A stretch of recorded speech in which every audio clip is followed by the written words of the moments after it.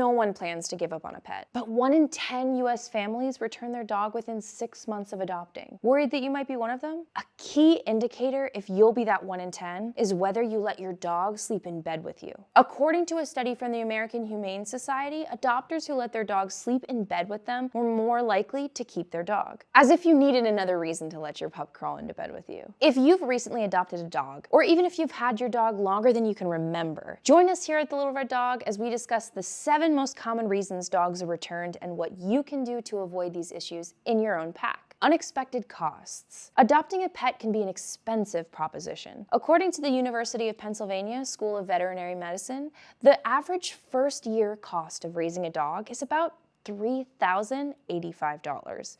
When you hear that number, it's easy to understand why unexpected costs is the #1 reason people return their pets. While the average yearly cost varies slightly based on the size of your dog, the cost of food, training, and veterinary care can add up quickly. So before you consider adopting a dog, make sure you've got the financial wiggle room to do so. Human health issues. Everyone has the best intentions until a runny nose and red eyes set in. Allergies and illnesses are another commonly cited reason for returning a dog or cat. To avoid any surprise allergies, it's recommended the entire family be present when meeting a potential pet. If you're not sure about whether or not you're allergic to dogs or cats, we recommend volunteering or fostering before you adopt. To further ensure that your new rescue is free of illnesses and parasites, we always recommend taking your pet to the veterinarian as soon as possible. Most reputable rescue organizations, like the Little Red Dog, submit their animals for a checkup prior to making them available for adoption. But it never hurts to establish care with your own vet as soon as possible. A health insurance policy for your pet can help offset the cost of veterinary care, and your employer may even offer one at a subsidized rate. Destructive behavior. Sometimes chewed up furniture just can't be forgiven. Fortunately, destructive behavior is easily preventable. If you want to keep your dog from gnawing on the dining table, we suggest keeping your companion confined to a single area of your home during the first few days following adoption. This helps the dog decompress and communicates he or she can relax. If you need more information, check out our Importance of Place video, which discusses the topic in greater detail. If you're going to be gone for a few hours during the day and are concerned about what your dog might get up to, crate training may be an option for you. Disobedience.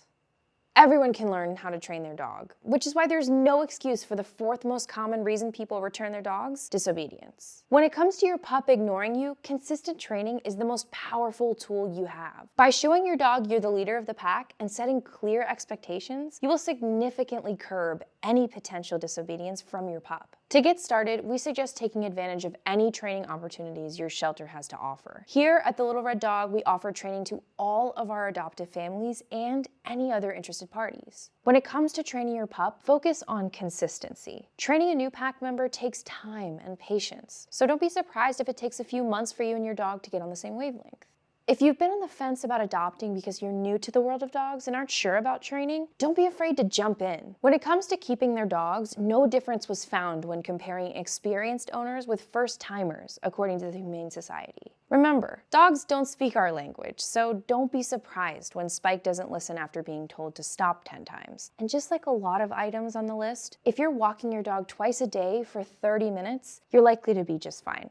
Barking. All dogs bark, some more than others. If your dog is barking for long periods of time while you're gone during the day, your pup may be suffering from separation anxiety. If your dog is barking excessively while you're away, you can train your dog by leaving for short periods of time and rewarding your dog when you return. As you progress, you will leave for increasingly longer periods of time until your pup understands it's not being abandoned. We all like having someone come home to us, and your furry companion is no different. Hyperactivity. Zoomies are cute, but not for 24 hours a day. This is why hyperactivity is one of the reasons people return their adopted dog. Fortunately, this is easy to fix if you're walking your dogs twice a day for 30 minutes. Walking is an integral part of your dog's regimen. So if you're exercising your dog, you're also preventing any unwanted hyperactivity in your home. Leading your dog on 2 walks a day can also be a fun and easy way to bond with your dog, making it all the more upsetting that some folks return their dog without even trying it. Aggression. There are several reasons why a newly adopted dog may display some signs of aggression when brought home, including being overwhelmed by their new, unfamiliar environment or poor training by the previous owner. This is one of the reasons why we here at the Little Red Dog always tell adopters to allow their new pup to decompress and not to invite guests over while your dog acclimates to its new environment. We know you want to show your new dog off to your friends and family, who wouldn't? But think of your dog's first days at home like a transition period. There are new smells, sights, and routines to become acquainted with. Sometimes it just isn't a good fit and rehoming is necessary, but many of the reasons people cite when rehoming their dog are avoidable or at least coachable. Before you decide to rescue an animal, consider the commitment you're making and how it's going to affect your routine.